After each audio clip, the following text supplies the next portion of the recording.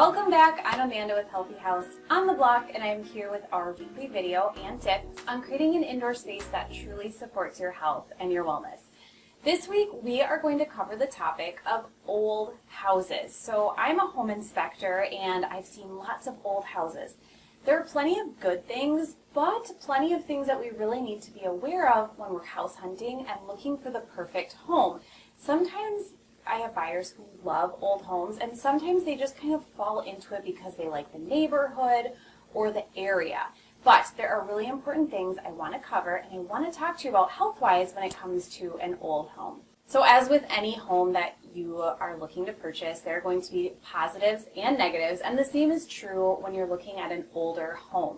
So first I want to cover the things that are positives, the really good things that you can benefit from when it comes to purchasing an older home. So first and foremost, there is going to be more airflow. Generally speaking, an older home has more spots for air to escape and filter in naturally. This airflow idea is referred to as an air exchange, and an air exchange is basically the idea that the indoor air is escaping your home and fresh outdoor air is coming in to replace it. Once the air in your house has been completely replaced by the fresh air outdoors, you have one full air exchange. Many older homes have somewhere between 1 and 5 air exchanges per hour. A newer home generally only has 1 air exchange every 3 hours. Now, the reason that fresh air is so important to the health of our homes is because of the toxins that we have inside of our home. Those VOCs and toxins can build up within our air. However, with this frequent air exchange, the potency and concentration of these toxins is far less. Another thing that's a benefit is there are just fewer synthetic materials. So again, as a general assumption, older homes have less things like laminate flooring and carpets. You know that they probably have better materials like natural hardwood. We also know that older carpet in homes can have many toxins and can just ruin the indoor air quality within your house. Oftentimes with the hardwood flooring or natural tile that you have within an older home, you're also going to see fewer toxins than maybe a carpet or a vinyl flooring. New homes that are built with a lot of synthetic products like laminate, plywood, and manufactured wood also have higher levels of formaldehyde and VOCs. So when you're buying an old house, be sure to look for things like original wood planking underneath the floors and in attic spaces to ensure that there is less plywood in the home and therefore less formaldehyde in the home.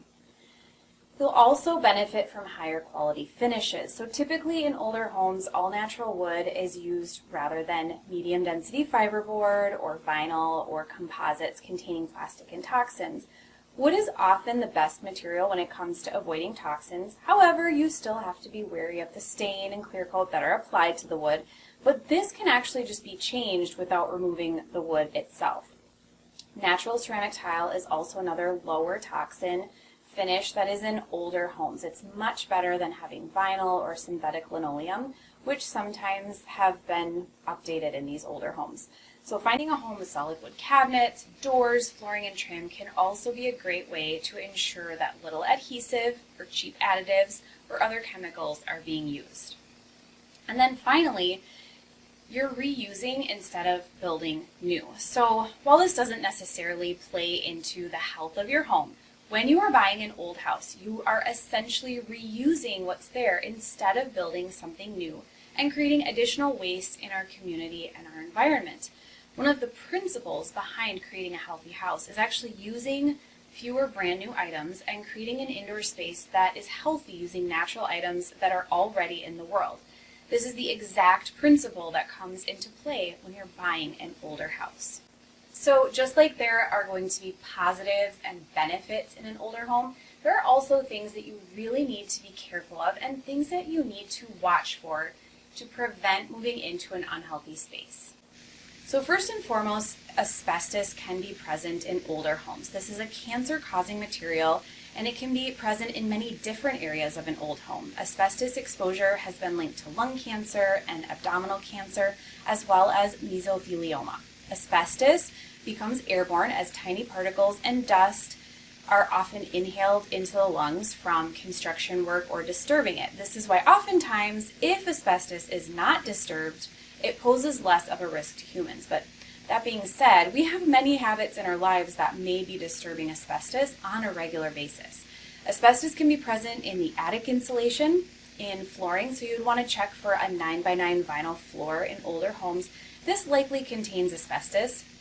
It can also be present in ceiling tiles, popcorn ceiling, and even in some types of drywall. So if you're buying an older house, obviously get an inspection and make sure your inspector can identify if asbestos is being used in the space. You can ask them this before you actually hire them. You can also have them do an asbestos test. Oftentimes they can send this into a lab, or you can even get a kit from Amazon and do it yourself. You have another option, which would be contacting a special company that will inspect for just asbestos in your home. Another toxin that we really need to look for in these older homes would be lead. So lead was widely used in paint and in pipes in older homes, and if you're buying an old house built maybe before 1978 or so, there's potential that you could have lead paint in the home somewhere. So lead paint, undisturbed and free of chips, is less of a concern, but once it starts to chip, the dust can become an issue with the members of the home potentially inhaling the particles. Lead exposure is a problem in terms of health, especially in children, where it can build up to poisoning levels and impact their learning and their behavior. Lead pipes can also be present. However, most often it's only in drain pipes within the home. A simple scratch test can actually help you identify if you have lead pipes. So lead pipes are going to be dull and gray in color, and when scratched with a key or a fingernail, an indent will be left that is often shinier in appearance. So when you're buying an old house, an inspector who can identify lead in a home, either in paint or pipes, will be a huge asset to you. If you own an older home, you can actually purchase a rapid test with a swab to identify parts of your home that have lead within them. Another toxin that we're going to look for in older homes is formaldehyde. So formaldehyde is a known carcinogen and is found in many applications throughout both new and old homes. Essentially any place in your home where adhesive could be used, think cabinets or countertops or flooring, there is the potential for formaldehyde to be present. And this is why it's important to know what type of finishes are in your older home. So if you're buying an older home, make sure you know what decade it was updated in, or assess any upgrades that have been made to vinyl or laminate.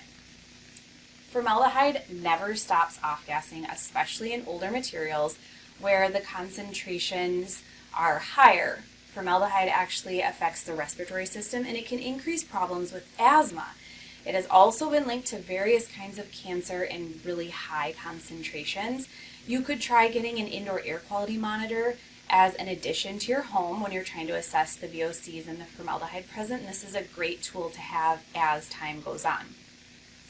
Radon is another toxin that we want to watch for. Now this could actually be in any home, but it can be more prominent in older homes that don't have passive radon mitigation systems installed. So radon is an odorless carcinogen in the form of a gas. It enters our home usually from the soil beneath it, and homes that have cracks or gaps in their foundation, like an older home, typically have higher levels of radon if it is in the soil.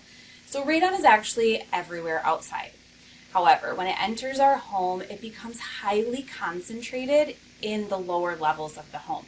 And when someone is exposed to these high levels of radon, it actually increases their risk of cancer, especially in children or those with lung tissue damage such as smokers. I actually recommend that everyone gets a radon test before they're buying any home, new or old.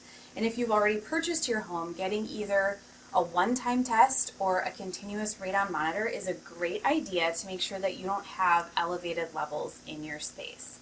And then finally, we're going to take a look and try to find mold in the house. So mold obviously can be in any house, and sometimes newer homes have mold present in the walls. So just because you have an older home doesn't necessarily mean you'll have more mold. However, because there have been more opportunities for moisture intrusion and more opportunities to have a very humid environment in the home due to poor air circulation, this can contribute to mold growth in older homes. Many older homes didn't have fans in humid spaces like bathrooms and kitchens originally, and this means that those spaces had periods of time where they probably didn't dry out as well as they should have.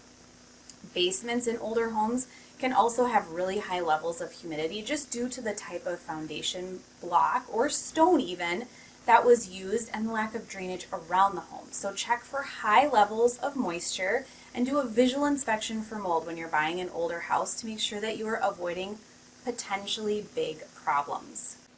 So as a home inspector, I have a few tips for you when you're going to purchase an older home, and that is go to your home inspection. Hire a home inspector that understands older homes or has experience in looking at older homes. I also have several resources on my blog post this week that you can print out that you can use. There are tools to help you hire a home inspector and even a checklist of things that you as a buyer can check for yourself.